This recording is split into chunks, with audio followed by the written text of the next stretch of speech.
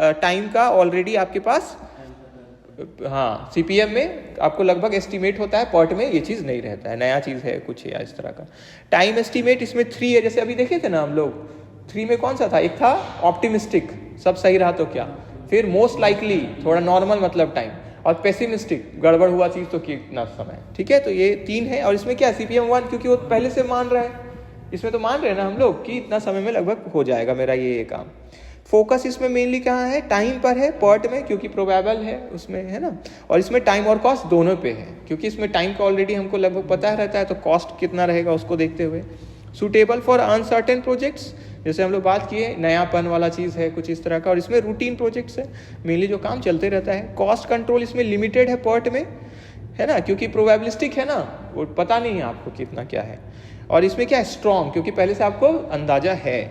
Project type R&D, इसमें research and development और नया प्रोजेक्ट आ गया, जबकि उसमें कंस्ट्रक्शन प्रोडक्शन, और वो भी नॉर्मल नेचर वाला, है ना, सीपीएम में जो आपको अंदाजा है जिसका। एडवांटेज देखिए, साइंटिफिक प्रोजेक्ट प्लानिंग है इसमें, मेन हम लोग क्या है, वैज्ञानिक पद्धति एक तरह से, क्यों, क्योंकि हम लोग क्या एस्टिमेट कर रहे हैं ना, टाइम कितना लगेगा, कैसे लगेगा, कितना टाइम में कितना कॉस्ट हो जाएगा, उसके कारण। बेटर शेड्यूलिंग एंड कंट्रोल, यहाँ हम लोग उसको प्लान बेटर कर सकते हैं, कंट्रोल कर सकते हैं इन दोनों मेथड में। आइडेंटिफिकेशन ऑफ क्रिटिकल एक्टिविटी, क्योंकि आपको पता चलेगा कम से कम इतना समय तो हमको लगेगा ही इस प्रोजेक्ट में, तो आप क्रिटिकल एक्टिविटी उसके लिए मतलब क्या क्या मेन एक्टिविटीज़ है आपका जो समय देना होगा।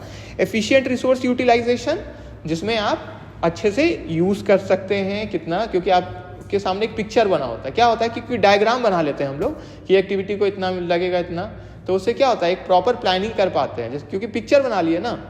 जैसे हम लोग को कहीं पिकनिक पे भी जाना है, तो जैसे बैठने से क्या होता है कि कितने लोग जाएंगे, कितना कॉस्ट रहेगा, तो एक क्या हो जाए, मैप, रोड मैप बन जाता है ना, कितना हमको समय लगेगा, क्या लगेगा, कितना कॉस्ट लगेगा, कितना कंट्रीब्यूशन, सारा चीज़ मैनेज हो गया उसमें।